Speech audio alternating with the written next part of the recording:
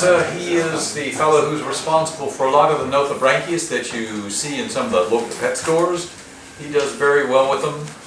This is kind of a strange area I'm in today because we just heard from Jack, who unbelievably is a little bit older than I am, so you've got old expertise and lots of experience. Now you have somebody who has limited experience, does very well with his fish, and you're going to get his perspective. And they'll be radically different in some areas, and some will be exactly the same, but it's a good chance to hear two different people speak from a different spectrum of looking at the same thing, our hobby. Devin started, luckily, at his grandparents' farm up in Iola, Texas. The only Dairy Queen in Texas that serves the biggest chicken fried steak you can get in the area. I spent a lot of time in Iola because a friend of mine at A&M was doing his intern teaching in Iola in 1974, and I'd go out to see him every weekend. And we ate at the Dairy Queen on the way into Iola. So we get to high school. It was great food. The only chicken fried steak I think I've ever seen that overlapped the platter, and you had white gravy that went with it. He got to play around on his grandparents' farm, look at the streams, see the fish, got his first interest in the outside there through that experience.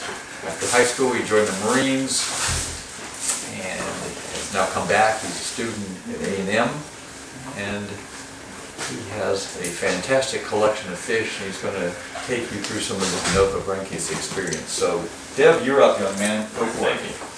Alright, today, ladies and gentlemen, we'll be covering my favorite genus, Killifish, Nothobranchius.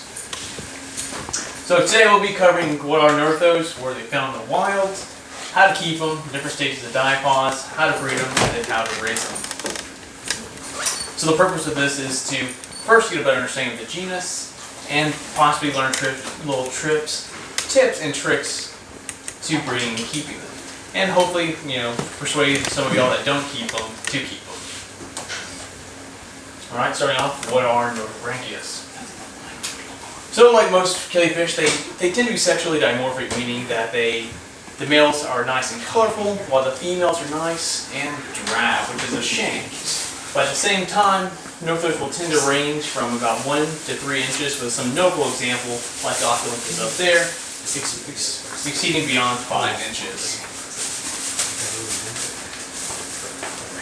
So, interestingly enough, all the killifish found within the genus Nothobranchius are considered annuals, meaning that their eggs have developed and evolved 3 distinct stages where they enter a embryonic development where it ceases and nothing occurs besides some minute metabolic exchanges.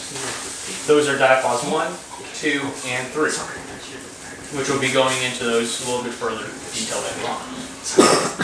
Their eggs can take anywhere from 6 to 28 weeks to fully develop, and that time frame really depends on a range of factors to include humidity, temperature, and even light.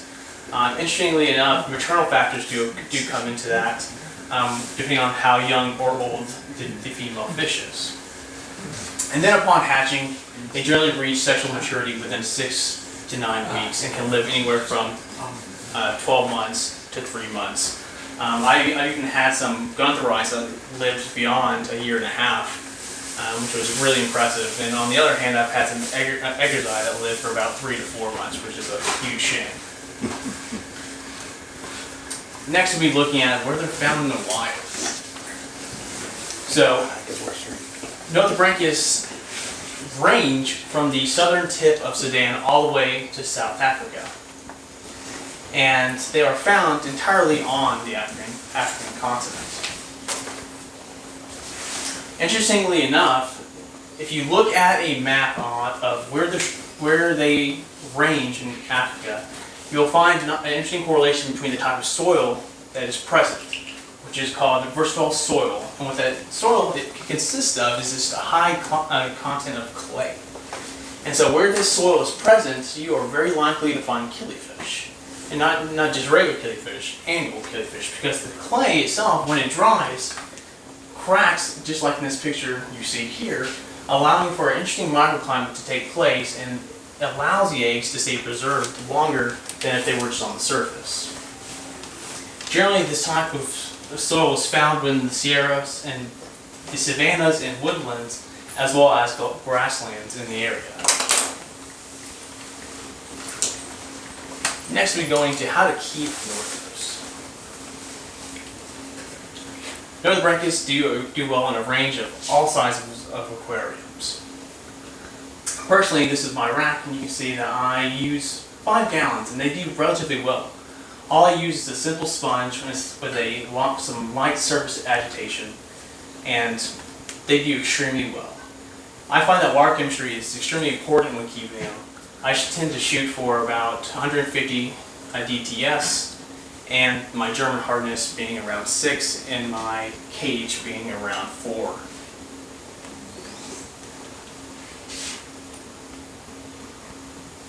Then when it comes to feeding them, I find that live food is a must. I tend to feed live food every other day, and in the intervening days I will feed a mixture of frozen food or dry food. I find that a gentleman by the name of Paul Pierre, I'm sure most of you know him, makes amazing dry food, and it works very well in my aquariums. But for the live food, I find that Daphnia works extremely well as mosquito larvae and microworms and brine shrimp. Next, we go into how to breed Nothos. I have a great little video if we will decide to play of some Octolensis breeding.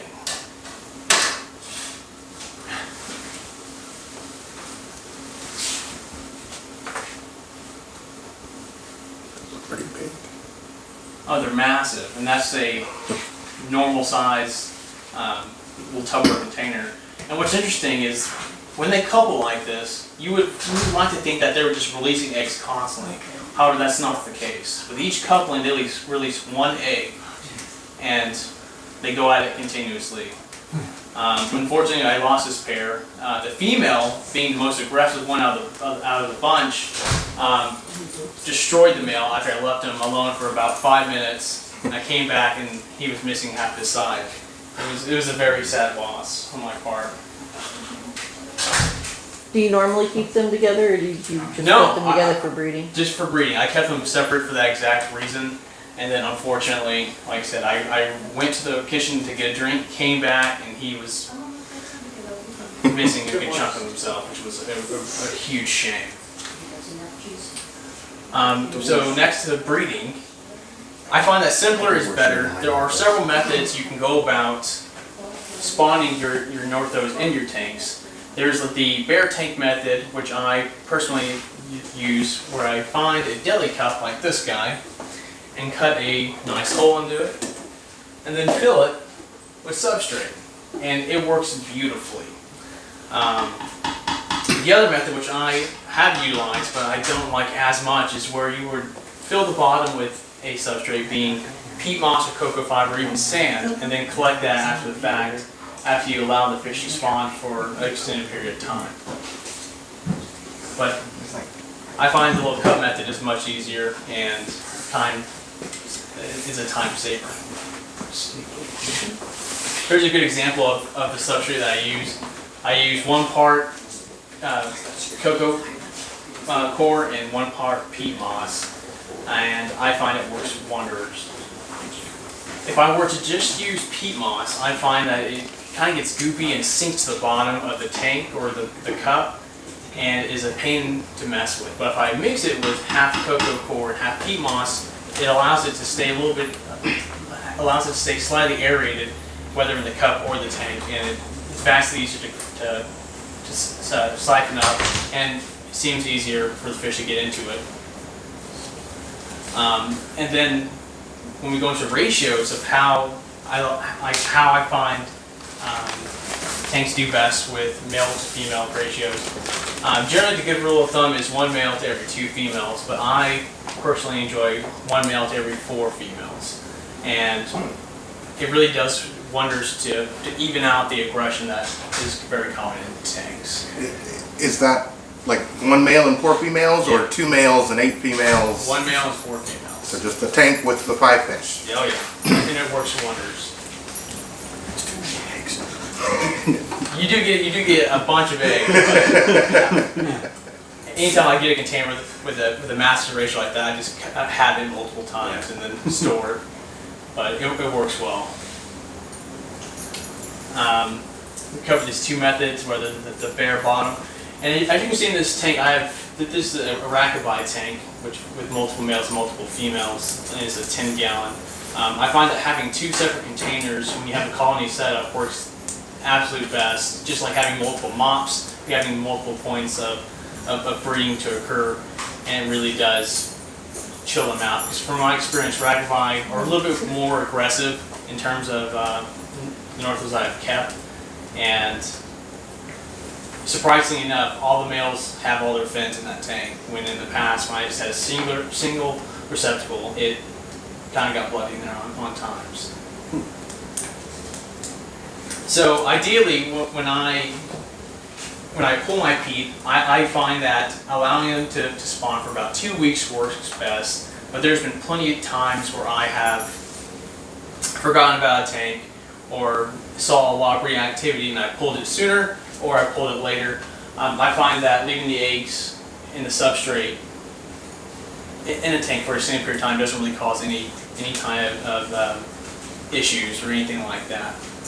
So I generally try to aim for 2 weeks to 3 weeks, but you can definitely extend beyond that point.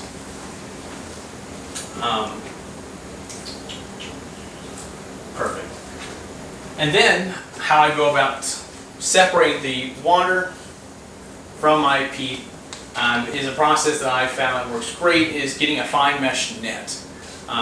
Preferably getting I think it's about like a 4x4 mesh net, but just pouring the mixture of water and peat / eggs into that and just wringing it out over a 5-gallon bucket or another tank works beautifully. A major consideration that I've ran into once is if you're doing that on multiple tanks, there can be cross-contamination from the eggs. So every time you wring out a container of eggs, you should definitely wash your net, because there's a chance that there may be some eggs that get stuck in the net, and you'd be hatching out a thing of Guntherite and ended up with a male Corhalsias, and God forbid you have a female in there, because there's no way of telling. So I highly recommend washing the net between every squeeze, if you will. And then the next method being just pouring it onto a paper towel and then letting it dry over a couple of days. Not my favorite method, but it is a method that works. And what you're aiming for is a consistency of chewing tobacco, which I have an example of the peat / cocoa core mixture I have there, if you want to take a look at. My main goal is to squeeze it and not have anything squeezed out, essentially water. And when I store that in a plastic bag, it works beautifully. How much flexibility is there in there? I know I've gotten them too dry before, and that's bad. I think keeping them too dry is better than keeping them too wet, because I have found that so for example, if you look at this bag, you notice a nice dark coloration, right? When it gets too dry, it gets too light, right? I've had eggs develop when it was too dry, and there was noticeable flakes of dryness in there, while if it was too wet and there was noticeable corners of holding water, I wouldn't have anything developing it with fungus, funny enough, even though peat moss does. Can you touch it? Yeah, please open it. There's nothing in there. It's just peat. Even though peat moss does great, has wonderful antifungal properties considering it's so acidic. I've had North of Eggs fungus in super damp peat. And the peat really makes, because I've been using just pure cocoa fiber. You think that the peat actually does Okay. I genuinely think that peat does help a lot, because it's super acidic, so that's a plus. In addition, I find that cocoa core is super light while peat is super heavy, right? And from my experience, I found that when you're trying to struggle a slight amount through the peat, they honestly do better versus just having a free escape through the coconut core. So I would definitely recommend mixing the two, and you get the best of both worlds. All right. So, as said previously, the time it takes for your eggs to develop is entirely dependent on multiple factors, including the species, the temperature, and the humidity, and the oxygen content that they're kept at. Generally, if they're kept at a higher temperature, they'll develop quicker, and if they're kept at a lower temperature, they'll develop a lot slower. And of course, this can be used to play with if you go on an extended trip or don't want to hatch them exactly right now. You can always store them a little bit cooler. How much can you really refrigerate them? I wouldn't say refrigerate them, because if you refrigerate them, then I would say you'd kill them. Okay. But I would aim for like the 60s, and they seem to do fine in the 60s, but I wouldn't go anywhere lower. Okay. My wife is from up north, so our house is really cold, and my fish room is really hot. So I tend to store eggs that I don't want to hatch right now, like in a closet in a different room. They do fine in like 60, I think she keeps it like 65 degrees, and they do fine, but they do take a lot longer to develop. Okay. But yeah. And the best way to be sure is to look at them under magnification. And depending on the species, you'll have some that are just absolutely tiny eggs. But funny enough, you can still see that eye when it's developed. And later on, we'll go through a diagram that shows every stage of egg development, so you can see exactly where this point is. But I highly recommend getting some kind of magnifying glass, or they even sell these little hand microscopes on Amazon for like 15 bucks. They are worth every dime, and they'll definitely let you know where you're at versus wasting your time dumping a bag of feed. I found if you go down to the Five Below store, you get the little microscopes. They sell little twin microscopes. That works great. I was surprised how well it worked. So if you don't want to spend any money, $5 and you're done. That's the way to do it. That's for sure. Or I bought a dissecting microscope off of eBay for $5. There you go. And it's an old model, but nonetheless, it still works. All right, now we'll be looking into the different stages of diapause. I remember when I first started in the hobby, I heard diapause, and I had no clue what anyone was talking about. And after reading several papers on it, I finally figured out it's not as complicated as it sounds. So at its simplest, diapause is the ability to suspend or arrest embryonic development. Evolutionaries thought that this came about as a means to, when escape predation, as well as to ensure greater oxygen availability in times of drought.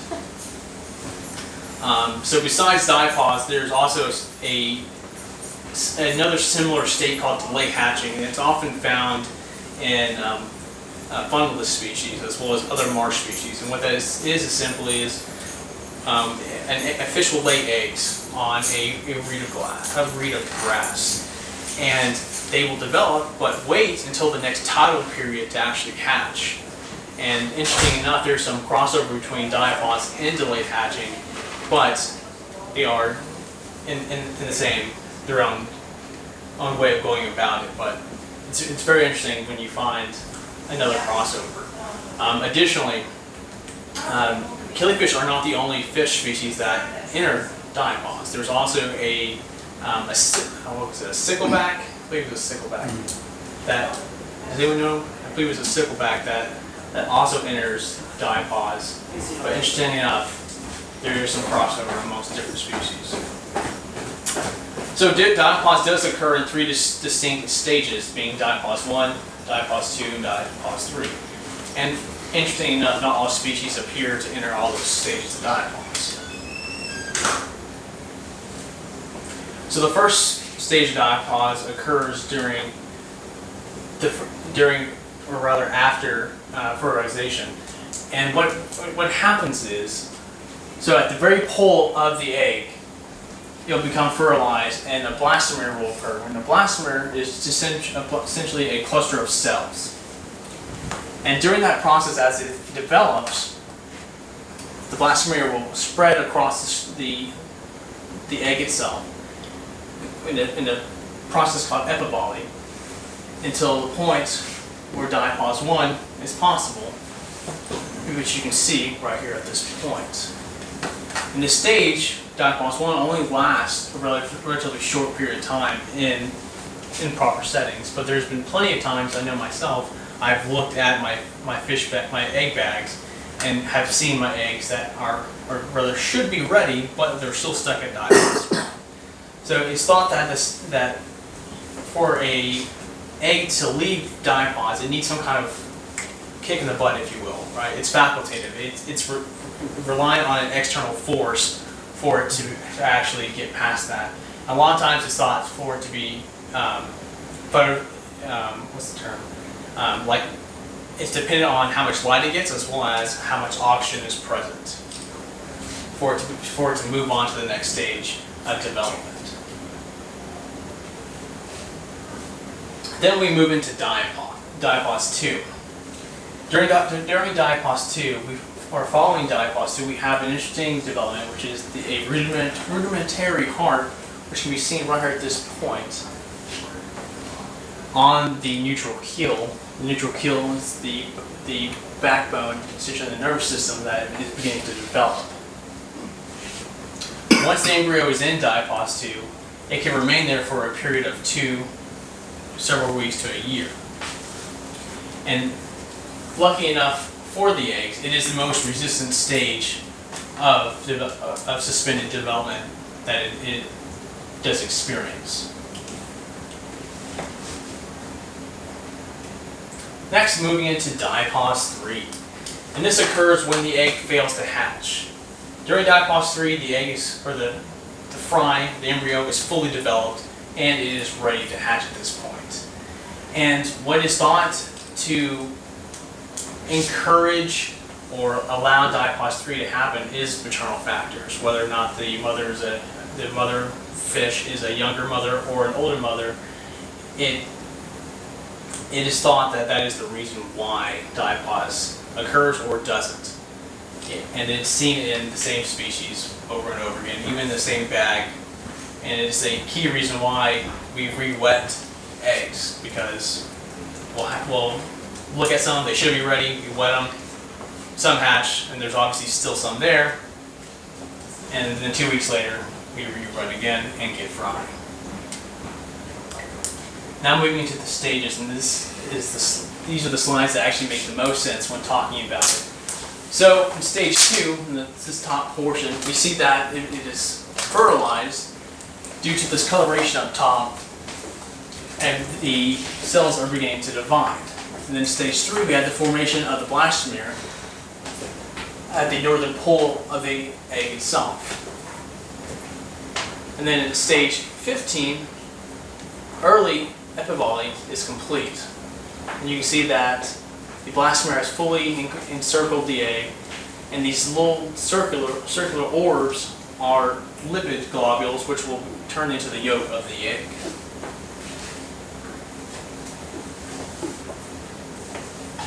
Then we look at stage 19, epivolley is complete, and the embryo is beginning to develop, and you can start to see those lipid globules beginning to consolidate. And when we get to stage 20, at this point, diapause 1 is possible. And like I said previously, not all annuals, not all northos have to experience diapause 1. There's plenty of circumstances where it doesn't. It is really just dependent on the environment they find themselves. Then when we get to stage 28, you begin to see the formation of that neutral keel, being the backbone and nervous system. Then at stage 33, diapause 2 is possible. And so during this time, between diapause 1 and diapause 2, development is occurring. And then at these points of diapause, very little is occurring. I believe I read that for diapause 2, the heartbeat of the embryo is like 10 beats per minute. And during the rest of the time, it's usually around 20 to 30 beats per minute. So there's a very noticeable decrease in metabolic processes. So for like a Riccioli, which one? I mean, they wait 6 months. Which diapause are they stuck in? For the most part, it's diapause 2. That's where they're stuck in for the longest. And it's really interesting to think that for the majority of a lot of these fish's lives, they're spent as an egg, right? like rack-of eye or Egger's eye or Furzy eye, like it's wild to think that they only live for a couple months while they spend like 3 or 4 months developing an egg. It's wild. And then at stage 34 in this top left corner, we see that the embryo exits diapause 2 and continues to develop to the point where it's nearly 3/4 grown. You can see that beautiful eye. And something I noticed while looking at this slide and thinking back to all the times I've sat on the ground and looked at my bag of eggs and thought, well, is this egg ready or is this egg ready? And something that I've noticed, and you'll see here in a little bit, is the length of the tail, right? So we all tend to look at the eye. And at this point, if Devin 2 years ago saw this eye, like, oh yeah, that's ready, because it looks developed. You can see the iris, but currently the tail isn't fully enwrapped within the egg. In further slides, we'll see what I'm talking about. All right. So at slide 40, the egg is fully developed, right? And the eye is fully developed, right? But check out the tail. In the previous slides, the tail is only going right below the chin. But in these slides, you can clearly see that the tail has fully developed and is fully encircling the inner egg. And after reading these papers, I realized that the tail is also a good key mark for when an egg is ready, because what's the term? It is another strike against the eggs for being ready, versus just considering the eye as the key determining factor. So that was something very useful that I've noticed.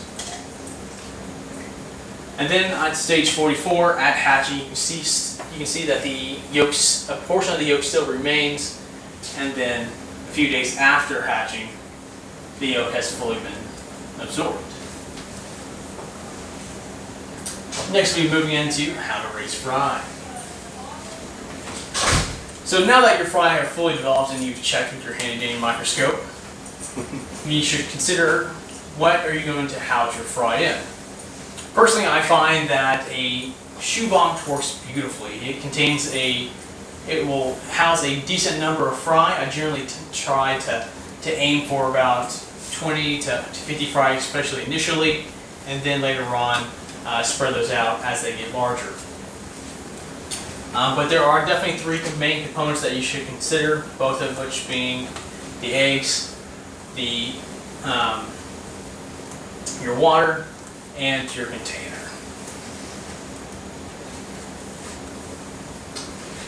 So I find that when you add your substrate / egg mixture to your box, you should ensure that all the clumps are broken up nice and evenly. I've noticed in the past that if I just leave clumps of substrate floating in the box, that there tend to be eggs trapped in them, and they do tend to drown, if you will, inside that little clumps of eggs that float on the surface. So I highly recommend when you add the substrate to the box to squeeze it up and break them apart. In terms of how much water, I would recommend 1 to 2 inches initially does wonderfully, and you can always add more later. And at this point, you dunk your eggs. Generally, if you have a nice warm room, you should start seeing movement within 24 hours. But I don't fully give up on the box until about 48 to 72 hours later. And at that point, generally, I'll move all the fry that I personally see to another container and leave that box for about another day or 2. And then at that point, drain the water and restore the beef for a second attempt later on. So after about 48 hours, the majority of your eggs have hatched, and then you can move it to your secondary container. Depending on the amount of fry that I do find I will use a small, easy container that I stole from my wife. No orange containers or coffee containers that I've cut down. They work wonderful. And the remaining are cheese containers, because I absolutely love cheese.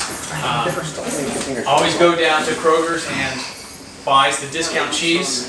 It's about to go bad, but hey, if I don't eat it, I still have a container. Yeah. So it's a win-win. And at that point, so once I have my fry in their secondary container, I do a daily water change of about 20 to 30%. And I do find that feeding them twice a day is the absolute best. In addition to that, I find that salting my Northo fry works beautifully. I add about a teaspoon of salt per container. When I say container, I mean a shoebox. If you're using a small container, I would definitely recommend less. But what I found in doing so is it allows live food to survive longer, especially if you're using brine shrimp. I found that if I just squirt a container with brine shrimp without any salt, the brine shrimp tend to die within the first couple of hours, like 4 to 5 hours. Whereas if I add salt to the container, they'll be alive for the next day, and it works well for me. How much salt do you figure you're using, say, per gallon of water? Per gallon of water, I would say my 10 gallons, my 10 gallon tanks, I do 4 or 5 tablespoons. So I would say. And the fryer already hatched, I'm sorry. Yes, sir. But a lot of water. So, but yeah, very what's rarely. the salinity? Have you ever tested it? It's very measurable. Like if I'm just using a plastic shoebox and I use one teaspoon, it's barely measurable. Did you mean teaspoons instead of tablespoon? On the 10 gallons, 4 or 5 Yep, teaspoons? on the 10 gallons, use 4 to 5 tablespoons. Tablespoons. Typical. It's working for you, but shoebox that's is how four. it's So Yes, basically, you're Right, using a is there teaspoon three per little tablespoons? shoebox. Yes, ma'am. Thank you. 3 teaspoons. 2 tables. It's a lot of salt. It's saltwater fish. And then we come to my shoebox. Fish are voice. And so when it comes to, like I said previously, feeding your fish, I recommend twice a day.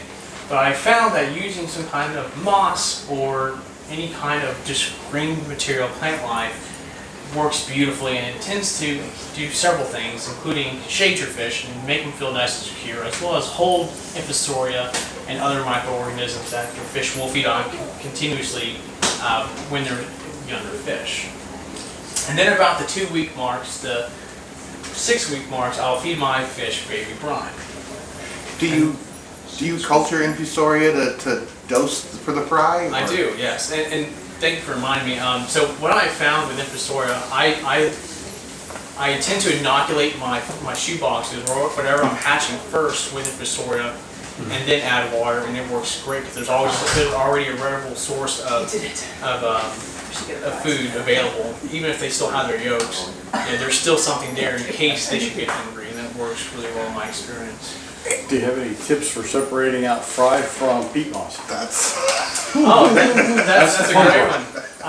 So what I found that works best is I pour off as much water as I can in the shoebox until there's about, I would say, 2 to 3 centimeters above the peat.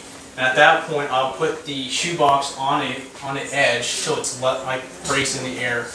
And at the base of the shoebox, you'll have a collection point that will house all the peat and the eggs, and then I'll literally sit on the ground with a little micro pipette and just pipette the fish out. But that's literally the best way. Another way you can do it is you can just continually add water and just rinsing them. just keep rinsing out the fry and then picking them out that way. But I find just putting the shoebox on a raised elevation slope and then just picking them out that way is the best way. Do they gravitate toward the corners? They South American aliens? They definitely do tend to gravitate towards the corners. Because that makes it easy too. Oh yeah, at that point I tend to get like a turkey baster, and that's the best way to go That's about it. exactly it, a pointed turkey baster, tapered one. That really works out best in like those. You have a large amount of fry, but individually, I find that just a little pipette works well, even though it takes forever. But yeah, it's truly unfortunate. There's no better way. It's the most tedious part of the job. It is. I put on a good audiobook. I drink a Shiner Bock and enjoy life. That's the best way to go about it. My works cited. I read several papers. If anyone would like the works cited, I can definitely send it to you. If you like to take pictures, follow me. But I appreciate y'all thinking of my plans. Yes, ma'am. So 2 questions. One, for the cocoa or peat moss, do you boil it a little bit before you do all that, or do you? So I don't boil it, but I let it steep in a bucket for several days. Oh, several days. Just because I'm lazy, and I will take. Several months ago, almost a year ago, I bought like a massive brick from Mark of cocoa core, and I just break off chunks of that and throw it in a bucket, and then I'll add my peat. Just afraid someday I'm gonna And, go through it in a all. bucket, add dechlorinated water, and let it sit for several days, and it's It'll good be to fine. go. Well, and then temperature-wise, like, how are these fish doing? Like, they're loving the heat, or? Seemingly, they do love to eat. Like, I have noticed their life expectancy is slightly decreased just due to the higher metabolic rate that they're experiencing. Just they're in a hotter room. I believe my room is like 75. Sometimes it hits 80. Just because I have a dehumidifier running in my room constantly, and that does make it a little bit hotter. But more or less, like, I've had Gunther I survived for 1.5 to 2 years, Cortehousius for 1.5 to 2 years. The short